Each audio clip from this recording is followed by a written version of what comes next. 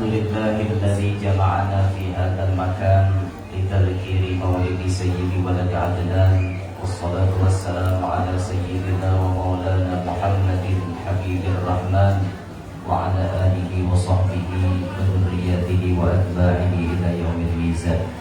رب اشرح لي صدري ويسر لي أمري واحلل عقدة من لساني يفقهوا قولي وسدد لساني واهدي قلبي بجاه النبي والآل دستوركم يا أهل الدرب ويا أهل الباطن ويا أهل النوبة ويا أهل النور. أما بعد.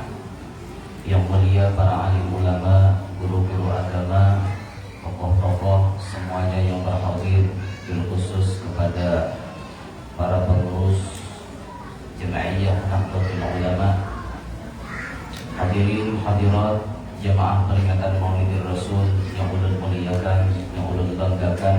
Mudah-mudahan kita berada selalu dalam lindungan Allah, selalu dalam cucuran rahmatnya Allah. Amin ya rabbal alamin. Bersyukur hari ini kita ditakdirkan Allah berkumpul di musalla ini untuk bersama-sama ikut mengenang kembali peristiwa yang paling penting dalam sejarah Islam, yakni maulidnya baginda Nabi Muhammad SAW. Kenapa dikatakan penting? Karena maulid adalah awal daripada segala-galanya. Kalau tidak ada maulid, tidak mungkin ada hijrah.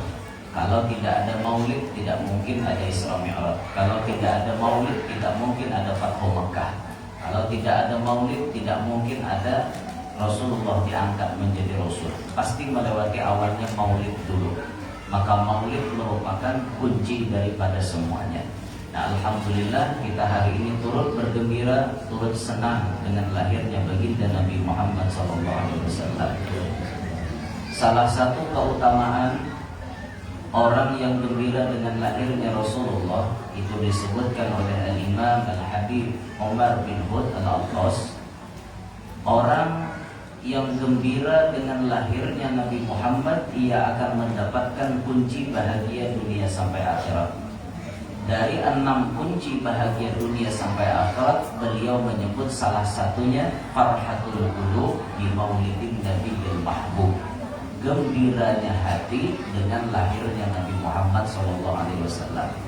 Nah, jadi gawian kita ini, yang kita arai lahirnya Rasulullah ini merupakan kunci supaya kita bahagia dunia sampai akhirat.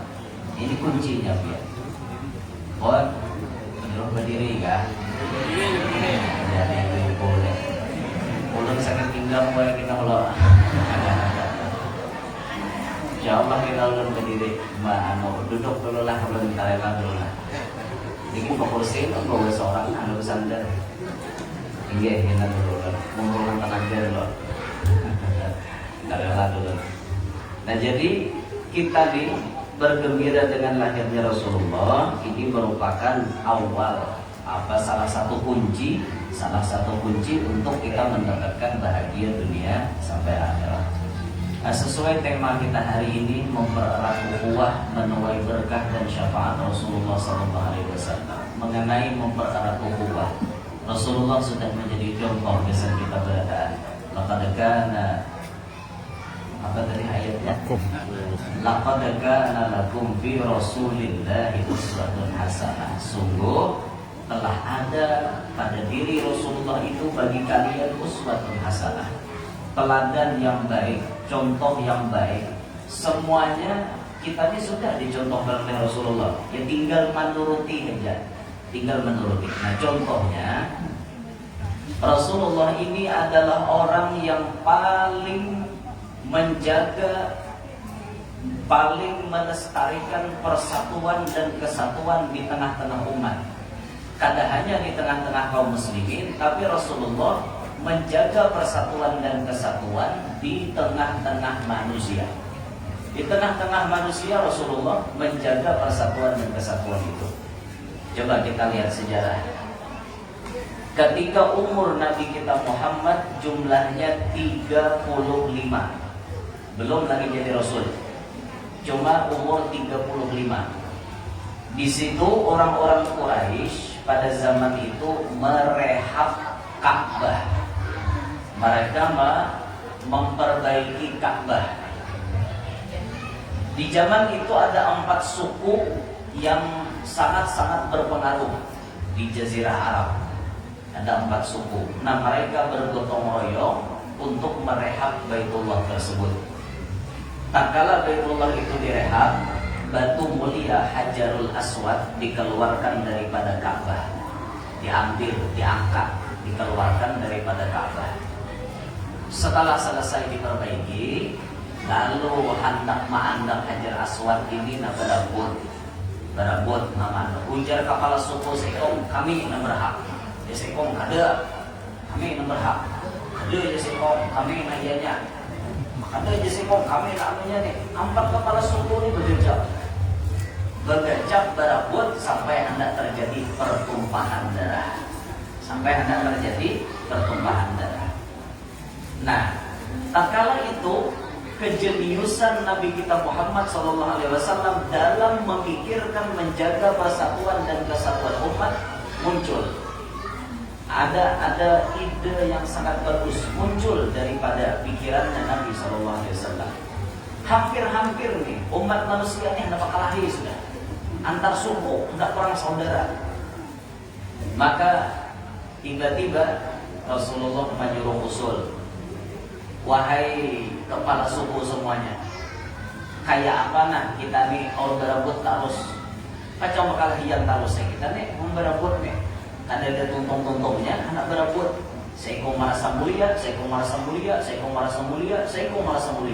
masing-masing hendak mulia. Kayak apa aja Rasulullah kita ambil jalan tengah. Kayak apa Muhammad usulikam dibuatnya. Kan Nabi kita zaman itu digelar Muhammad Al-Amin, orang yang kawan dipercaya. Nah maka saat itu Nabi kita mengeluarkan pendapat bagaimana kalau kita adakan sayembara. Siapa yang paling dahulu datang ke Masjidil Haram esok hari, itu orang yang paling berhak meletakkan Hajar Aswad. Karena Nabi Muhammad bersuara, masyarakat langsung menyatakan akur, beredar. Akur Muhammad beredar nyusun rencana. Aku di sekong jam 2 kira datang.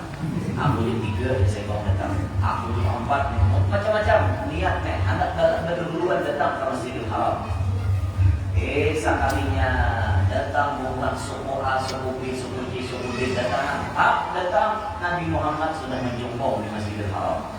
Nah, jadi bukannya Muhammad, anda berjanji. Akhirnya Nabi Muhammad dan pemenangnya, maka beliaulah yang berhak meletakkan Hajar Aswad. Maka saat itu, tatkala Nabi memang menjadi pemenang, lihat di akhlaknya Rasulullah. Walau Nabi orang yang berhak, Nabi kadang hendak mengulo. Nanti lah mengulo. Mengulo itu anak-anak sorangan. Ada mau Nabi membawa kehendak seorang ada. Nabi kadang tak mengulo. Walaupun Nabi yang berhak dipanggil Nabi kepala suku, 4 kepala suku panggil satu-satu.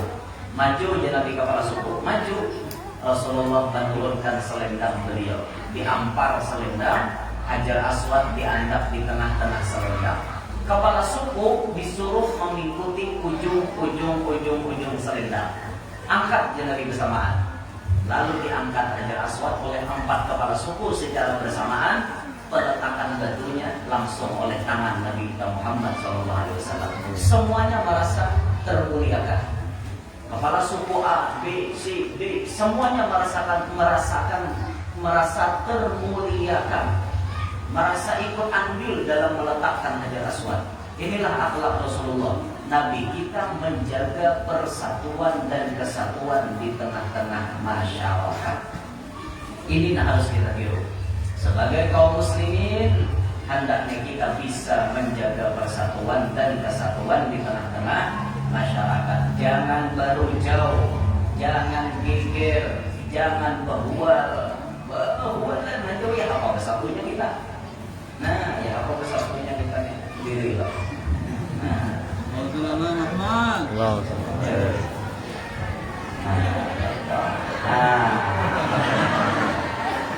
Protes ibu-ibu nih. Kalau ada protes ibu-ibu sebaliknya. Nah, jadi tugas kita sebagai kaum muslimin, menjaga persatuan dan kesatuan di tengah-tengah umat. Jangan baru jauh walau berbeda pendapat, tetap bersatu. Jangan sampai kayak kisah lah, belain pendapat, belain keadaan, baru jauh. Contohnya kisah dari ini kisah partai apa sama aku adalah buat nyalaki umpat Partai Demokrasi Indonesia Perjuangan PDIP, anak buahnya Nini Liga. Ada yang bini umpat Partai Bulan Bintang PBB, anak buahnya Yusril Eza Mahendra. Jadi berdua nih balai partai sarumah, dua lagi bini balai partai. Bagaya malam, rupanya siang di debat masalah apakah kita nak debat belain kehendak. Baya malam, masuk hari malam, dibaliknya lagi kilometer dong, matinya lagi. Apa yang gini? Maka mati lampu kedekaan. Dosa pada lampuan mamai kita aja, bulan dan bintang tarangan. Oh, yang bini nyinggo, alian bermo. Oh, balas kita juga.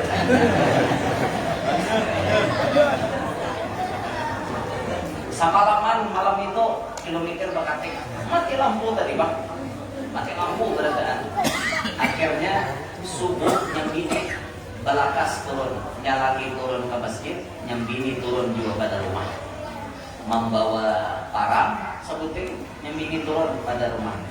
Maaf bini turun maharib kumpai. Biasanya laki ini bila datang sembahyang subuh buka tutudung ada nasi kuning. Hari itu diandakin yang bini kumpai beneran. Hari itu bagainya laki datang masjid buka tutudung, dia laki rajin nasi kuning, apa maka kumpai beneran. Aku kalau bisa makan kumpai. Oh, dan yang bini banteng tunggu umuran makan kumpai. Baha amsulan. Nah, ini contoh orang kada kawa bersatu karena orang berbeda partai tetap bersatu, berbeda organisasi tetap bersatu. Boleh beda organisasi, boleh umpat organisasi apa aja yang disahkan di Indonesia silahkan. Anda umpat, mau umpat jemaah atau ulama boleh, mau umpat yang lain-lain silahkan, tapi jangan baru jauh, jangan sampai berpecah belah. Cukup nang pecah belah tuh gayung, ember, cukup itu juga. Kita jangan berpecah belah. Nah, jaga persatuan dan kesatuan, jaga bujur-bujur ya. Jangan sampailah berbeda pendapat agama aja, misalnya berbeda pendapat agama, udah berpecah belah. Jangan. Hukum itu luas, ilmu Allah Taala luas. Dalam masalah fikih misalnya biar. Fikih ini kan 4 mazhab besar. 4 mazhab besar yang menjadi acuan hukum kita di dunia. Ada mazhabnya Imam Hanafi, Imam Maliki, Imam Syafi'i, Imam Hambali. Ini mazhab besar yang diakui di dunia. Maka 4 mazhab ini jarang ada kesamaan. Kerancakan belain harus toh kerancakannya. Contoh aja dalam Fatihah. Imam Syafi'i mengatakan Bismillahirrahmanirrahim itu rukun, termasuk dalam surah Fatihah dan dibacanya harus banyaring ketika sembahyang nyaring. Ini Imam Syafi'i. Tapi ujar Imam Malik, paguruan Imam Syafi'i, Bismillahirrahmanirrahim dalam Al-Quran itu cuma sebutin Innahu min Sulaiman wa innahu bismillahirrahmanirrahim alla ta'lu alayya wa tuni muslimin. Itu aja nama bismillah. Sisanya bismillah itu ada lagi, termasuk dalam Fatihah. Itu bukan ayat, ujar Imam Malik. Nah, ujar Imam Hanafi itu tidak termasuk Fatihah, tapi harus dibaca bagamat. Ujar Imam Hambali masuk ayat, tapi bacaannya bagamat aja, jangan benyaring. 4 mazhab lain. Amun sama pada anak mangancang, merasa bujur keumuran tak lain. Keumuran tak lain ya. Nah makanya kita tuh bawa menuntut ilmu ini rajin-rajin. Rancak-rancak pada dengar supaya jangan katujunya lahkan orang. Karena disebutkan man qalla ilmuhu katsura i'tiratuhu. Siapa yang sedikit ilmu pasti banyak menyalahkan orang. Pasti itu. Karena bila orang malah lain pada seorang salahkannya, ya ilmu sekitarnya. Tapi mau orang berilmu banyak, nyaman dia. Kata Syekh Abdurrahman Sudes. Syekh Abdurrahman Sudes di Mekah beliau memakai madhab beliau sendiri. Apabila sembahyang mengimami orang di Mekah, Allahu Akbar, Alhamdulillahi Rabbil Alamin. Tidak ada bismillah. Karena madhab beliau memang kayak itu. Tapi tak kalau beliau datang ke Masjid Istiqlal, Syekh Abdurrahman Sudes datang ke Istiqlal, ya di beliau mengimami sembahyang Jumat, bismillahnya banyarin. Karena Syekh Abdurrahman Sudes tahu nang di belakang madhabnya rata-rata Syafi'i semuanya. Orang alim kayak itu. Coba mana ada alimnya? Ngaleha. Ada tempat orang kada kepunut, ya ada. Sembahyang apa pulang di suku kada kepunut ngene. Saudara kada tahu orang imam bekunut kagak ada umpat kada naik. Orang kada bekunut malah anda cakap pihak. Lapang bener mikirkan orang bekunut kada bekunutnya jadi permasalahan. Lalu usah dipermasalahkan itu. Nah kita Nahdlatul Ulama mulai dulu ajaran apa ulama-ulama kita terdahulu, masya Allah kita diajarkan berkunut. Sedangkan saudara-saudara kita di lain organisasi mereka tidak memakai kunut, sah-sah aja. Karena kunut hukumnya cuma sunnah. Ya terserah mereka memakai pendapat yang mana, jangan digenal-genalkan. Kebetulan pian umpat bubuhannya sembahyang, buhannya kada berkunut, umpat tidak ada berkunut. Pian umpat orang yang berkunut, umpat tidak berkunut, kan itu orang alim itu. Kada usah mempermasalahkan, kada sah-sah punya sembahyang buhan. Kada satu seorang ada paham ilmunya, ada paham terlalu. Masya Allah lah kita ini sudah diajarkan oleh ulama-ulama Nahdlatul Ulama. Kita diajarkan untuk mempersatukan bangsa. Lihat ulama-ulama kita zaman dulu, Hadratul Syekh Haji Hasyim Asy'ari. Ini menjadi rujukan para pejabat, para pemerintah zaman itu. Sebagaimana dulu ketika 1945 Indonesia sudah merdeka, tatkala itu agresi militer Belanda kembali diserang, kembali dilancarkan ke Indonesia. Belanda kembali ingin merebut Indonesia dari tangan rakyat Indonesia. Ada agresi militer satu Belanda, ada agresi militer dua Belanda. Itu tahun 1948,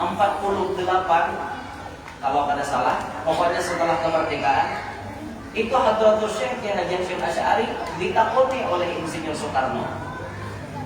Wahai Hadratul Syekh, apa hukumnya membela tanah air? Maka jawaban dari Hadratul Syekh, hukum membela tanah air adalah fardu ain, kata beliau.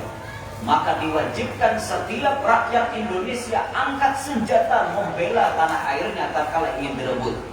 Maka tatkala itulah 10 November terjadi pertempuran yang sangat sengit di Surabaya dipimpin salah satu santri yang dinamakan Bung Tomo. Dengan gelora Allahu Akbar, itu melawan tank-tank Belanda, melawan bedil-bedil Belanda. Wah, kurang bahari, karena dia kesah, senjata apa adanya, tapi keyakinan luar biasa. Bahkan tuh almarhum Kai, bacaannya cuma pantun. Kai termasuk almarhum Kai itu Petra. Beliau berjuang, arwah dini bila sudah Belanda datang, pikir kami bukan, tumbur kami bukan, anak sejurut, mau belum kada habis pikir, sawat kecil molah anak.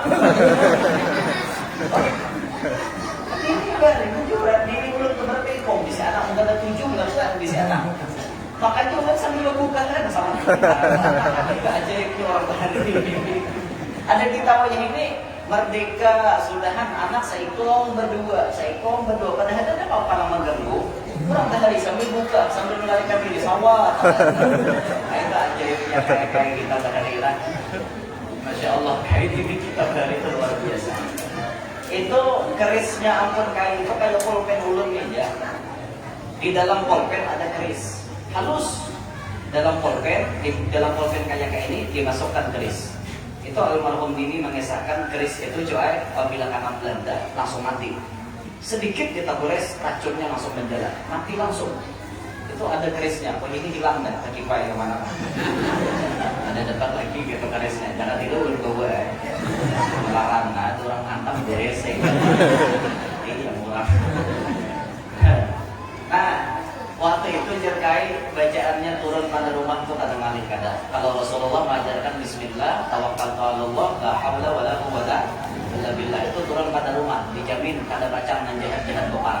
tambahannya ampun kai bismillahirrahmanirrahim qul huwallahu ahad tahan dipukul tahan dipahat. La ilaha illallah Muhammadur Rasulullah. Bujur dia orang bahari. Wani mahadana timbak Belanda tu wani mahadangi kene. Tawakan orang aja pistol Belanda tu. Mariam Belanda hadanginya nah tinggi orang bahari. Tahu ini wani paling ada yang Mariam Belanda wani. Yang Mariam Belanda tu wani orang bahari.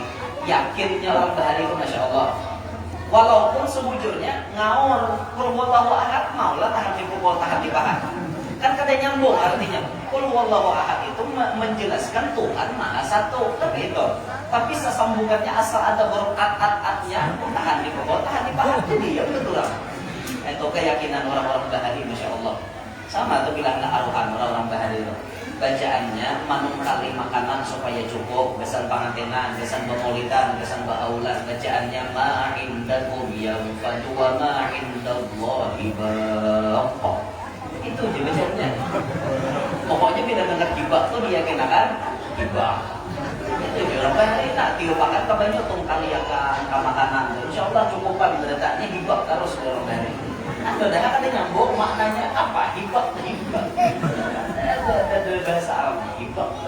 Cuma tak karena bacaannya ada ma'indakum yanfadu wa ma'indallahi baqa. Nah, pas benar ada bacaannya. Yakin akan orang asito kabul orang bahari. Soal yakin orang bahari beranak operasi. Ada karena alat operasi dan dia bahari. Yakinnya orang bahari itu bila hendak beranak minta palungsur. Itu kita orang bahari. Jika pembacaannya normal, bacaannya bapantun para almarhumah ini, bacaannya kayak ini nanti. Lebih hendak belum dijazakan hari ini. Bacaannya Bismillahirrahmanirrahim. La ilaha illallah turun budak di patapaan. La ilaha illallah turun budak di kalimbunan.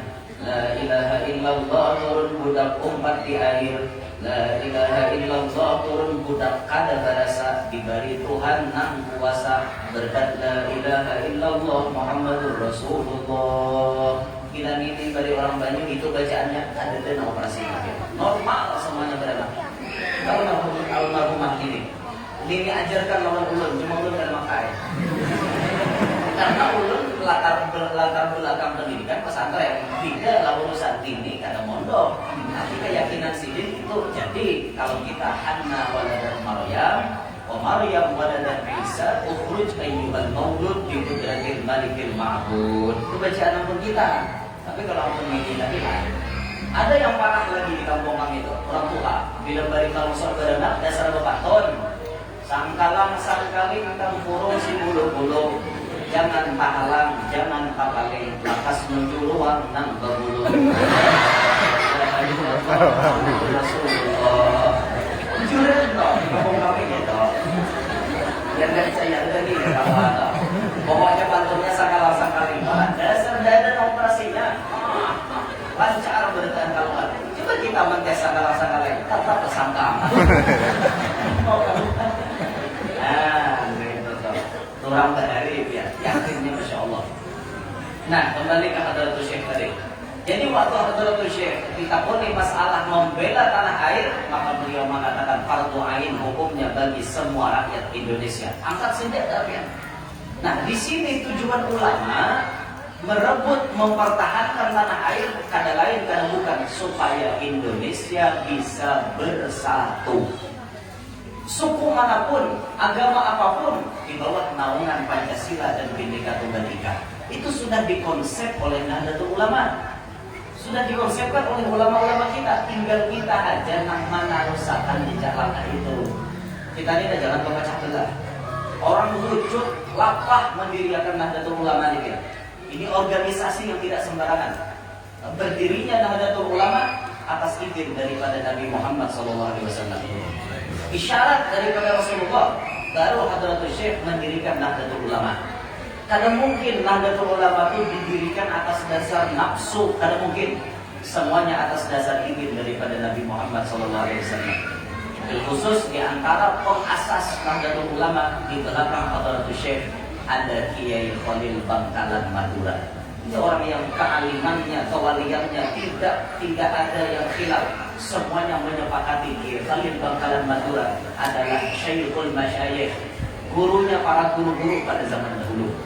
Termasuk Hadratus Syekh Kiai Haji Hasyim Asy'ari dididik oleh Kiai Khalil Bangkalan Madura. Itu ada cerita yang unik ya. Rasanya ulun mengingat ini ceritanya. Kiai Hasyim Asy'ari itu hanya masuk pondok. Kemudian ketika hanya masuk pondok itu, Kiai Khalil belum kenal dengan Kiai Hasyim Asy'ari. Siapa nikah anak ada dikenal. Tak kala suatu hari, bininya Kiai Khalil kehilangan cincin. Cincin bininya Kiai Khalil Bangkalan Madura ini tergugur di jamban kloset, tergugur di jamban. Jadi waktu buang hajat, cincin beliau emas gugur di lubang tahi. Kepada Kiai, ada apa Nyai? Itu cincin saya jatuh di kloset. Tolonglah Kiai, siapa yang disuruh ngambilkan? Carikan cincin saya. Itu cincin kesayangan saya Kiai. Singkat cerita, Kiai Khalil mengumumkan kepada para santri. Para santri semuanya, adakah di antara kalian yang sanggup mencarikan cincin istri saya yang hilang? Di mana Kiai hilangnya? Di lubang tahi. Menanggar lubang tahi, mereka berpikir, wah ya sekong, aku bilang dia kan di rumah hanya mana susah. Di lubang tahi ya pak, kemana berpikir? Soting jadi pinggutan lubang tahi itu hidup. Adakah dia Kiai yang sanggup? Ramai berataan. Adakah yang sanggup? Saya tawarkan sekali lagi. Adakah yang sanggup? Kiai Hasyim Asy'ari hanya masuk, langsung angkat tangan. Kiai, siap. Siapa kamu? Hasyim Asy'ari Kiai. Maju. Kamu cari di sana. Itu klosetnya yang itu. Sehingga cerita Kiai Hasyim Asy'ari tajun kalau bang tarik. Oh itu bocah kamu. Jangan dibayangkan. Ambil gayung, ambil apa namanya diindiran, cipung, dikuras. Itu lubang tahi dikuras oleh Kiai Hasyim Asy'ari. Dipilihi, dihahaha kayak orang mendulang di piring panis. Mana memilih. Singkat cerita ya Allah, dapat cincinnya dapat. Dibasuh, disabun, cincin itu tadi diserahkan kepada Kiai. Kiai, ini hasil yang ulun dapatkan. Masya Allah, Kiai Khalil dapat pian. Maka mulai saat itu dikatakan oleh Kiai Khalil, Hasyim, mulai saat ini semua ilmu yang Allah titipkan padaku aku serahkan kepadamu. Hanya lewat ilmu transfer ya. Ini kalau belajar kan alim jadinya. Jar gurunya barataan ilmu pulampu bawa tingkap langsung jadi orang alim. Masya Allah, alim bujur-bujur alim berkat pasian lawan perguruan.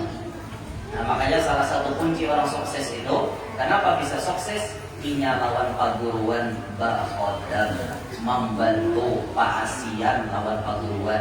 Apa jar guru ini?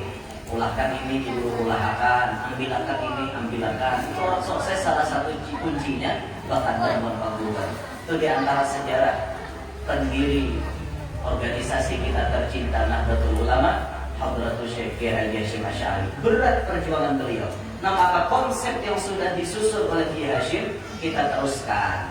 Jangan sampai di kita tamandak atau berubah, jangan. Kita teruskan, kita tingkatkan itu. Di antara tujuannya Nahdlatul Ulama memperkuat ukhuwah, memperkuat persaudaraan. Ayo kita berdekatan persaudaraan. Jangan artinya berbual, berbeda, apalagi sampai berbeda majelis bakalahi. Siapa mana jadi? Banyak lagi orang majelis gitu.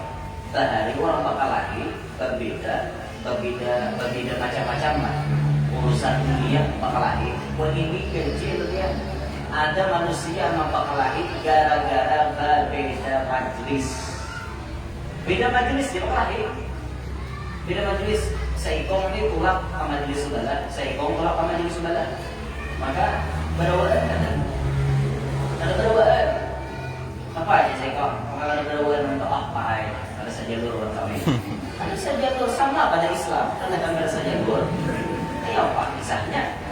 sajalurnya. Jangan kada sajalurnya tuh jauh banget melencengnya. Nah itu aja kada bersatu kan. Misalnya, minta maaf, kayak kita, kayak organisasi kita, dengan mereka-mereka yang menyatakan diri mereka salafi. Ini kan mereka tujuannya jauh berbeda lawan kita. Bila sudah urusan maulid, ini dikomentari bid'ah. Urusan bertahlilan, bid'ah. Baca manaqib, syirik. Ziarah kubur, syirik. Itu orang-orang yang menyebut dirinya demikian. Jauh berbeda dengan kita. Wajar kita kada umpat, tapi tetap bersatu sesama muslim. Cuma manhajnya, jalannya aja yang berbeda. Nah kita ini jalan ada tahlilan, ada bahaulan, ta'arwahan, bamaulidan, baca manaqib. Ini kan gawian kita. Ya ini sudah dicontohkan oleh ulama-ulama kita. Dan itu kan ada bertentangan isinya. Kayak maulid ya, ada bertentangan isinya. Isinya maulid, baca sholawat, Quran ada dalilnya sudah tentang sholawat. Ada pembacaan ayat suci Al-Quran. Al-Quran sendiri menyuruh kita fastami'u, mendengarkan Al-Quran supaya kita dapat rahmat. Ada dalilnya. Baca ramah, mau idzatul hasanah, ada dalam Quran. Tidak bertentangan isinya maulid dengan Al-Quran, dengan ajaran-ajaran agama. Hanya penyebutannya berbeda. Ini acara maulid. Itu benar ya? Ada maulid bid'ah, ada mau. Sedikit-sedikit bid'ah. Sedikit-sedikit bid'ah. Iya bid'ah. Makanan hari-hari bid'ah. Ya pakaian. Habis disambutinya kita di bid'ah. Bid'ah aja betul tahusan. Melihat di daun bid'ah. Daun, artinya daun. Beduk. Daun itu bukan dari agama sebetulnya. Daun itu budaya. Siapa yang memproklamirkan daun atau beduk? Wali Songo. Kenapa Wali Songo memperkenalkan beduk? Karena Wali Songo pintar. Bahari mik corong ada amon wahidi nyaman ada mik corong biar kan ada daun. Kenapa lagi? Bahari itu mik corong ada supaya orang kampung mandamar dicatok daun. Sudah diumumkan bila daun berbunyi berarti hendak azan. Itu dibeli jauh. Dicatat orang jambar, orang sakampungan tulakan, orang kamar singgir. Itu adanya kan dengan agak kurang jar anak sumbahyangan itu ada bukan daun. Orang ada juga cuma daun beda belum supaya ada pemberitahuan kayak itu. Nah artinya nih ikan berbunyi ini parak daulan ada kan kayak itu. Siapa mengadakan daun itu sebagai penyeru jemaah ada. Bid'ah yang daun. Padahal daun itu bagian dari kebudayaan. Ya memang bid'ah, tapi bid'ah yang baik. Ada yang haram pada daun bid'ahnya, haram. Itu banyak lagi gitu. Namun daun itu ada aja sesamaannya zaman Nabi tarbang kan, dukuf, tarbang. Ada aja sesamaannya, hidiripannya. Namun haram ada aja zaman Nabi. Bid'ah banget gitu. Alhamdulillah lagi bid'ahnya. Jadi jangan gampang-gampang membid'ahkan macam-macam itu jangan. Lihatilah amalan-amalan orang bahari kita ini menuruti gawian orang bahari.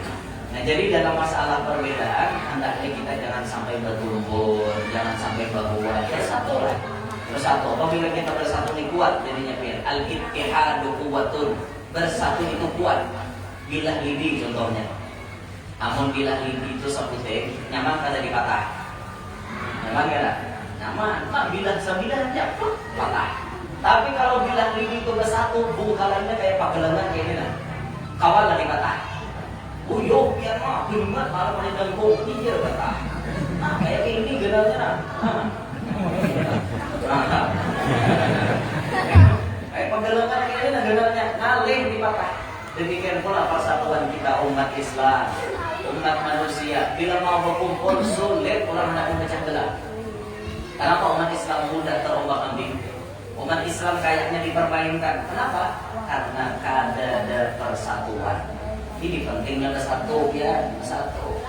Nah contoh, tangan kita ini kan 5, jarinya 5. Kalau ulun mengikuti mikrofon pakai 2 jari, ini rasa-rasanya kurang nahap. Misal gini nah. Ulun ikuti mikrofon 2 jari, ini cocoknya musuhnya rukun. mikrofon kan cocok keberatan beban. Nah, tapi kalau jadi ini bersatu, kelima-limanya mengikuti mikrofon, nah jadinya. Nah, kuat jadinya. Nah, bersatu. Ini ada filosofinya. Tangan kita yang 5 jari ini ada filosofinya. Al-ibham, ini ibham bahasa Arabnya. Ibham ini diumpamakan oleh ulama kita kal umara, seperti para pemimpin. Wajib ada para pemimpin di tengah-tengah kita. Kalau ada pemimpin bahaya ya. Karena hukumnya hukum rimba, siapa yang kuat itu yang menang.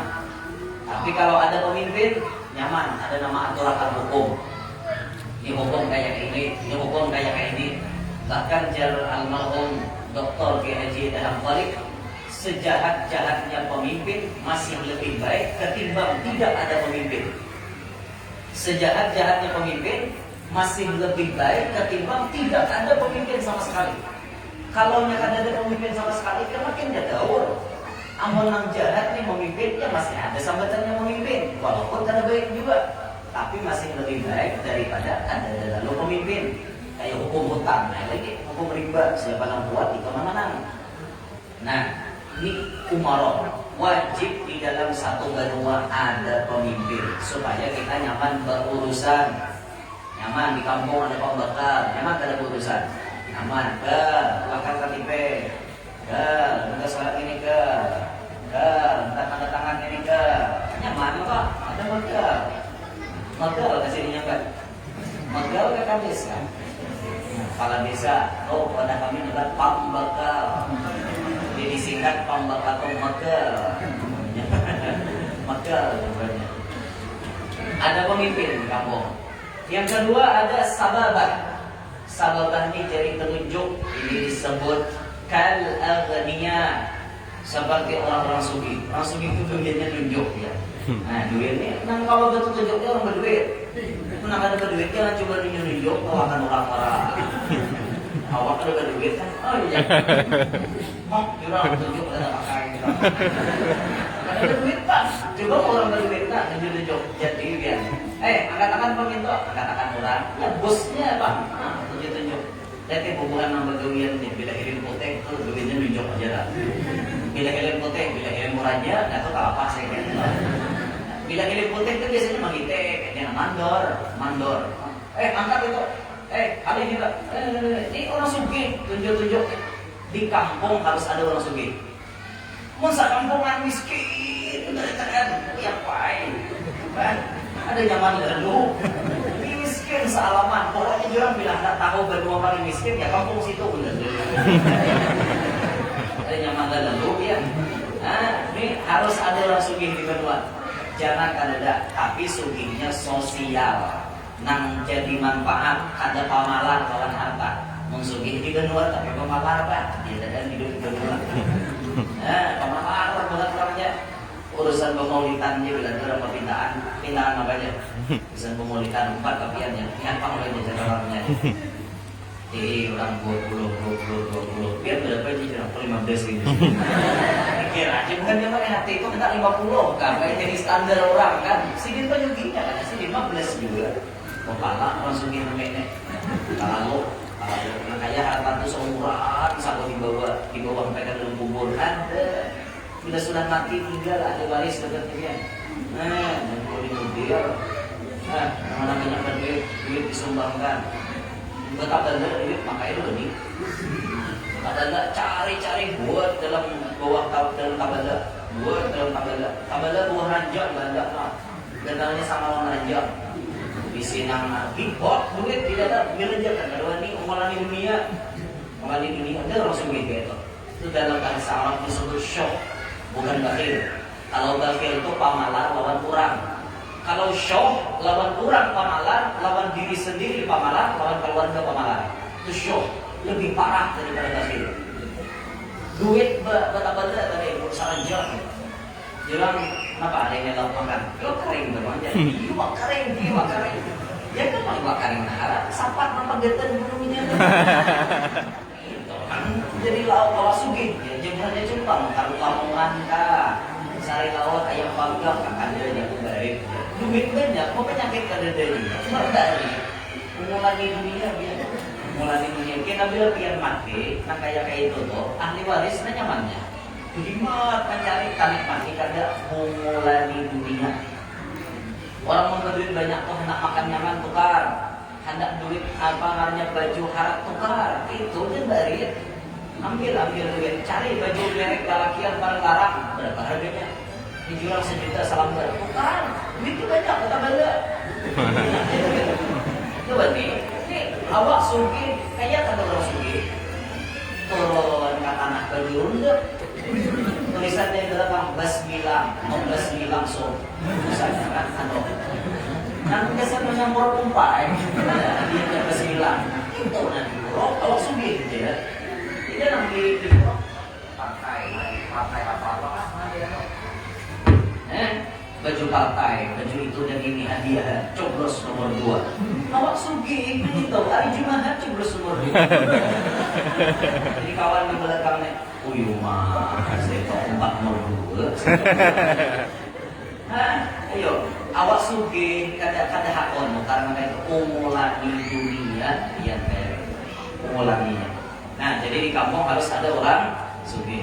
Yang ketiga wusto ini jari tengah, ini namanya jari tengah, bukan jari hanto. Jari hanto berarti dia hanto. Ini jari hanto guru aja berarti, apa jari hanto tau? Ini jari tengah namanya, jari tengah. Siapa jari tengah nih? Kal ulama, seperti bubuhan tuan-tuan guru. Tuan guru itu anakannya di tengah-tengah, tidak kemana-mana, tapi ada di mana-mana. Itu tuan guru. Maksudnya kada condong kanan, kada condong kiri, kada condong muka, kada condong belakang. Di tengah-tengah, tapi mereka selalu ada di mana-mana. Dengan pemimpin mereka ada, dengan orang sugih mereka ada, semuanya dari aspek kehidupan ulama-ulama ada harus berbuat di dalamnya. Anakan ulama itu di tengah. Ulama anakannya di tengah-tengah. Wajib di kampung kita, di Banua kita ada ulama. Kalau kada ada ulama, kada ada tuan guru, camok biar menjalankan agama. Habis sama. Pentahlilan, kada ada alimnya, ngalih. Iya je saya kamu boleh. Tahlil aja saya kamu dah. Kakaknya orang juga tak. Tahlilan, la ilaha illallah, la ilaha illallah, la ilaha illallah. Nah, rendah kada ilmu apa ada, dia bisa mengambil. Kada kau merem, la ilaha illallah, ada kau mengambil. Dapat akal lagi, tak untung juga ada tak akal, catok taweng. Nah, begadang ampihan. Marem kada bisa, kamu orang ilmu kan teman. La ilaha illallah. Ramai jangan begadang. Jadi remnya bisa. Ada remnya bro. Paksa penjatok taweng ampihan. Daripada kan makanan, penjatok taweng.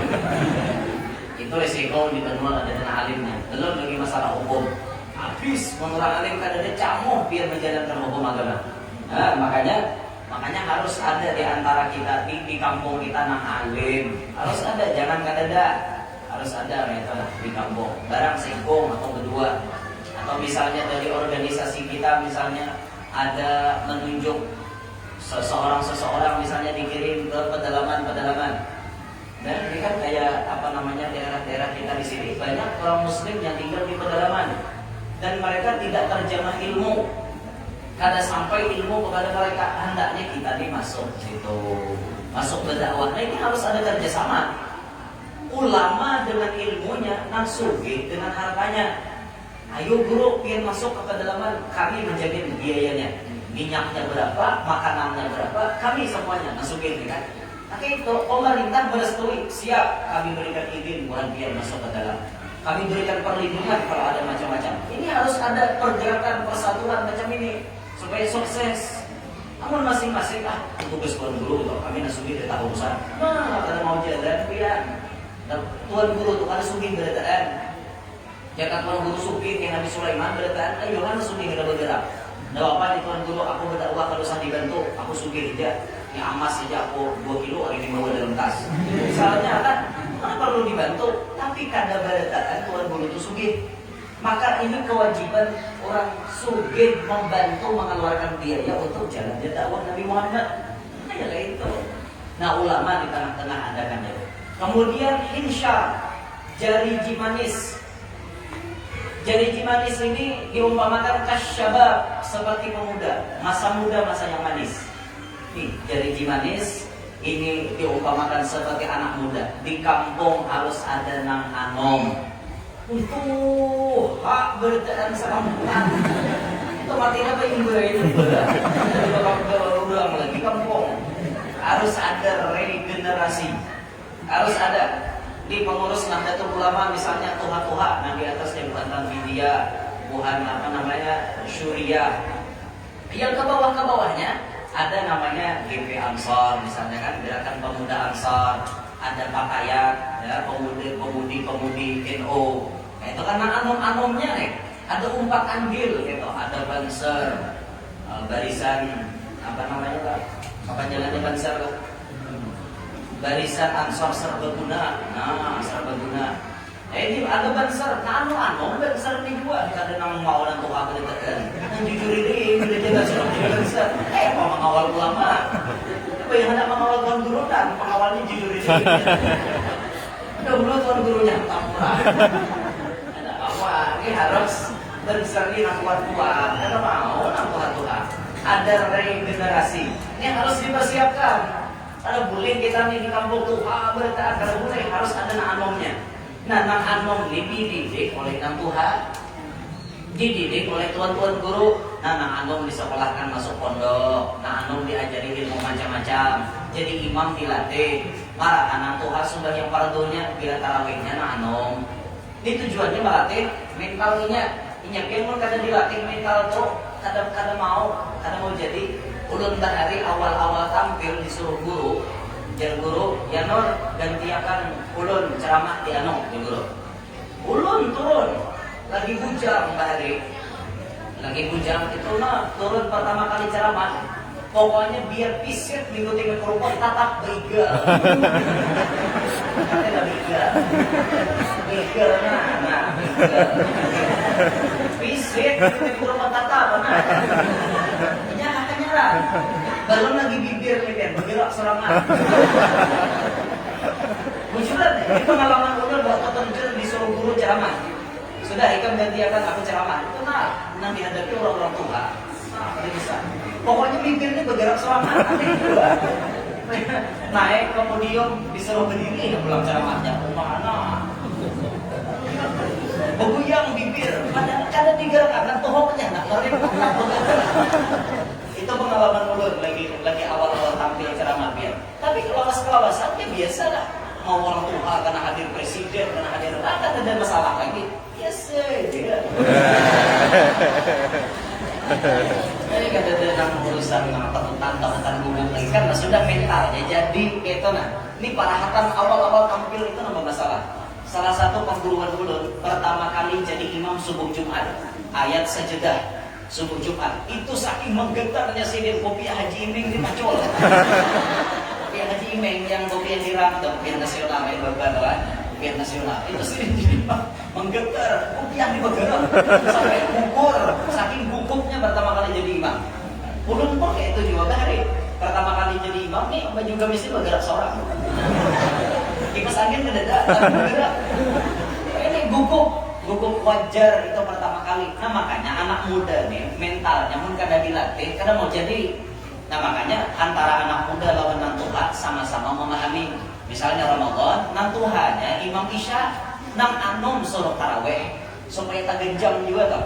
Ada ini kadang nantuha tetap maksa, nang bukan nang kulur tadi bang. Misalnya bacaan tetap maksa jadi imam taraweh, ujung-ujungnya mahingal. Jangan biar baik bakalah aja. Kan tarawih ini mahajat akan cepat. Ini jamaahnya bila lambat ini gerunung. Intinya di jadwal imam malam hari ini. Ambarnya si Ano. Bukan ada turun namanya. Jurang nampak gele. Turun. Dan bapak benar ingat. Amam sedang melihat. Nah, ini aku turun ngalamin aja. Ini imamnya kacuk. Itu toh. Jadi menyikapi nang demikian supaya langgar tuh hibah terus. Musalla hibah terus. Sudah imam tarawih ini nang nyaman-nyamannya aja. Nang ringkas-ringkasnya aja. Biar artinya ya sedang aja bang, setengah sejam tuh sedang tarawih. 10 menit itu gila kan. La ilaha illallah.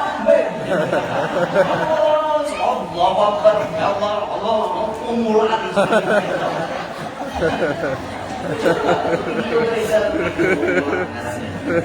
Ujar pondok pesantren mana namun bolehkan kayak gitu. Bujur ya pondok pesantren kan memang ada hukumnya. Ada madhab manapun kan ada yang memperbolehkan supaya kan ada tumak ninah kan ada. Berataan tumak ninah itu termasuk rukun. Wajib ada jeda walau sedetik subhanallah, sekedar subhanallah. Allahu Akbar, subhanallah. Sami Allah liman hamidah, subhanallah. Sekedar itu modelnya waktunya. Nah, itu namanya tumak ninah. Ini kadang Allahu Akbar, Allahu Akbar, Allahu Akbar. Mana ada tumak ninahnya? Jumbang jumbing jumbang jumbing warahmatullah ya gila kan ya. Itu menentu Allahu Akbar bisa bacol gitu. Awas sudah sakit. La ilaha illallah wa na'udzubillah min dzalik ada di kedua kita. Makanya namun tuh dididik supaya mentalnya jadi. Namun kada jadi biar mental ngaleh. Ada kisah orang gugup jadi imam sedikit jam 5. Ini jam berapa ulun sampai ke Palangkaraya. Tapi ini piannya mah naik. Jam pian jam 4 ulun tuh 5. Ke Palangkaraya berapa sejam? Setengah 2. Oh, pakai setengah jam. Oke, kalau ulun acara malam ini di Masjid Sa'adah di Jalan Jati kan. Acaranya tuh di Jalan Jati. Jadi harus sampai ke Palangkaraya juga supaya kawan istirahat satu mata. Sedikit bilang, ini ada kisah orang gugup jadi imam. Ini kisahnya tuh imamnya nih tuha gering. Karena kalau turun nambang ganti dan bisanya. Nah, di bahayanya regenerasi kan ada. Imam seikungannya dilanggar pas garing sidin. Karena kalau turun jadi nambang mendingan nambang ora bisa. Jadi imam udah bisa. Mulai ke belakang, udah nak kawali pala. Kau akan jadi imam datang seikong, dah bawa aja seikong. Aku ni suara sakit, macam alasan. Datang pulang seikong, kau akan jadi imam deh. Aku jual udah bisa, memang tak dulu. Orang udah bisa disuruh mikir. Naik pulang seikong, kau akan. Aku ni jual pakaian marah, namun meyakinkan, tapi udah bisa, apa nih? Nah, lanjut. Ada lagi satu teman, gimana? Sampai 10 ada kumpulan dari kawannya. Dan bisa jadi imam. Ujung-ujungnya tiba-tiba datang Pak Haji hanya datang umroh. Naik baju gamis putih, basolitan habab. Ayo orang datang haji kan? Solitan habab. Naik kalangan. Nah, kan. Cocok Pak Haji rek. Potongan meyakinkan. Iya. Cek, baju cek. Makanya di sini. Biar nggak ada baju, ini tampar. Imamnya dada jurang takokah ngarannya digas kurang 10 lawan 1 nyarah sih dia. Karena ada alasan lagi maju presiden. Cuma orang lawas di Makkah. Ada imam Makkah. Sebelum sembahyang sini nggak boleh ke belakang. Sau. Apa aja nanti belakang sau. Imam nantu hari ini ada suasana orang di Makkah lah. Dari Abdurrahman Sudes saja. Istaqimu wa'tadilu. Ya Abdurrahman Sudes. Jaga pun nyambat di tahu dia artinya nyambat orang sau. Nggak aja sih kaum berenang. Yang penting ada supirnya. Salah aja nyambat sau kah nyambat pisang. Ada yang angkat takbir sih, Allahu Akbar. Handal angkat takbir. Ada sama orang di Makkah. Handal Allahu Akbar. Oh, cipuannya nyaman imamnya. Ringkas bacaannya. Narasi tak panjang. Allahu Akbar. Benar kamu buat. Nanti kata handal baca waladhdallin. Nya maghrib sembahyangnya lah. Waladhdallin. Amin. Nah, nanti belakang ini di nama syoknya disekong bapak dah kada bisa parameter warak haji ini kada bisa seekong baitihi baju gamis ini bergerak sorangan terus angin ada bergerak sorangan kata ada apa aja seekong baju gamis bergerak ada yang pakai tempat ya ngarannya orang gugup sidin ma'am miling baca ayat al-ai hukum, orangnya muncul hukum nggak baju menggetar kan? Ara'aital ladzi yukadzibu biddin فذلك الذي يدع اليتيم ولا يحض على طعام المسكين. Ngarannya gubuk, buyar konsentrasinya. Fawailul lil musallin alladziina an'amta 'alaihim ghairil maghdubi 'alaihim waladdallin. Berlima mahminakan, berlima ragu-ragu. Sekong yang minakan kan kalau berlima lagu. Nanti kisah orang guguk. Makanya pun kada dilatih mental tuh umuran kada bisa. Makanya anak muda nih harus ada kerjasama dengan orang tua. Jadi orang tua mengarahkan, naik yuk jadi imam sambil latihan. Kan kayak itu. Kami bahari di pondok disuruh guru, yuk jadi imam maju supaya kayaknya turun ke benua nyaman. Nah itu kisahnya kayak itu tuh. Jadi nanti ambil hikmah kisah itu apa? Mun orang dasar pangguguk kada ada mentalnya, jangan coba-coba disuruh tampil dia. Nah makanya mau supaya mental itu jadi rancaki aja disuruh tampil kayak itu. Nah ini apa namanya jari manis bagaikan anak muda. Kemudian jari kelingking ini kan bisa seperti bibinian. Di kampung tuh harus ada bibinian. Melajuk berarti harus ada bibinian.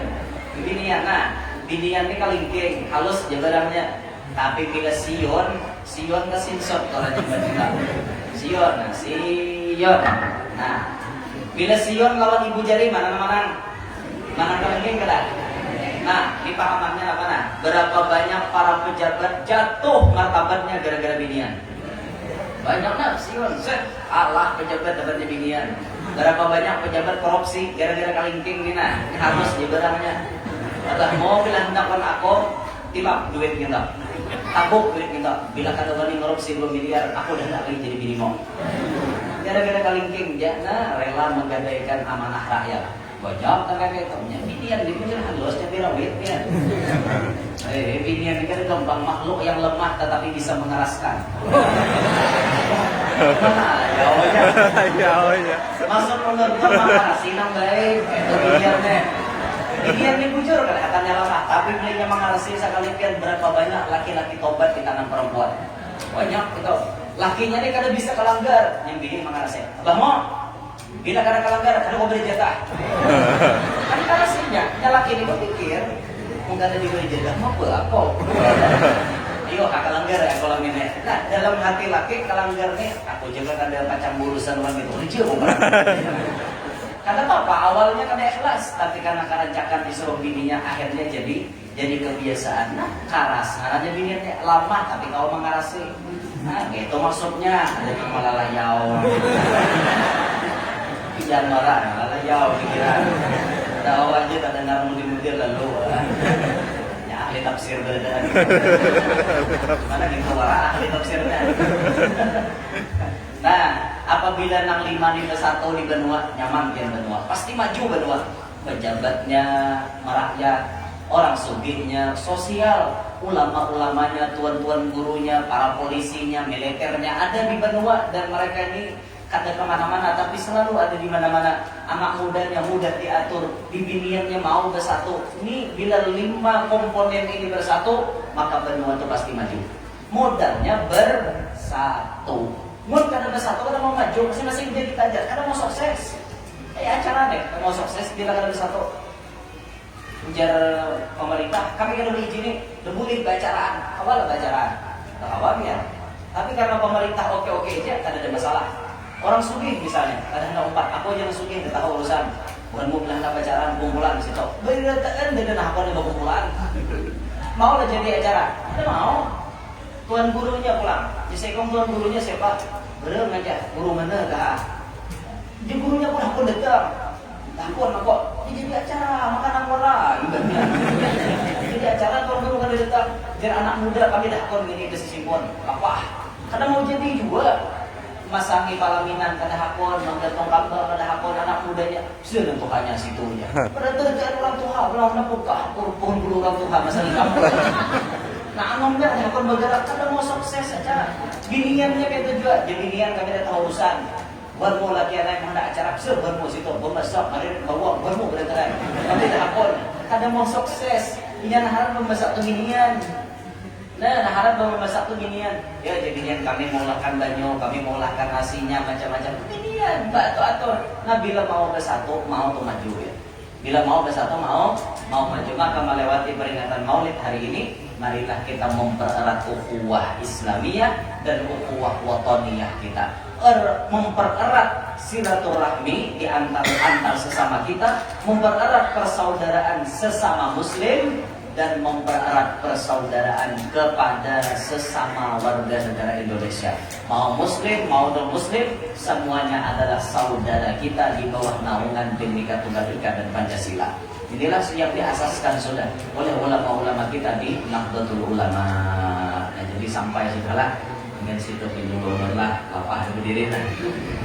Oke, jadi intinya dari tausiah yang ulun sampaikan, mencontoh akhlak Rasulullah, di antaranya yang ulun sampaikan, Rasulullah orang yang selalu mengedepankan persatuan.